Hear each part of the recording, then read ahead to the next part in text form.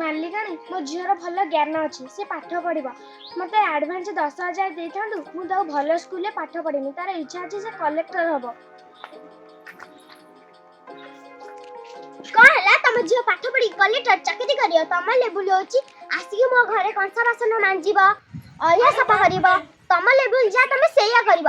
ଆଉ ତମେ ଯୋଉ କାମ ଶିଖୁଛ ଏବେ ତମ ଝିଅକୁ ସେଇ କାମ ଶିଖେଇବ। ଏତେ ଉପରକୁ ପାଇଁ ହାତ ଟେକୁଛ? ମୋତେ ଆଡ଼ଭାନ୍ସ 10,000 ଦେଇଥାନ୍ତୁ। କ'ଣ ହେଲା? ତମେ ଯୋଉ ପଇସା ନେଇଥାନ୍ତ ମୋ ପାଖରେ ଏଇନା କିଛି ପଇସା ନାହିଁ। ତମେ ଯୋଉ ପଇସାଟା ନେଇଥାନ୍ତ ତମେ ଆଡଭାନ୍ସ ନେଇଯାଇଛ। ମାଲିକାଣୀ ମୁଁ ଯାଉଛି।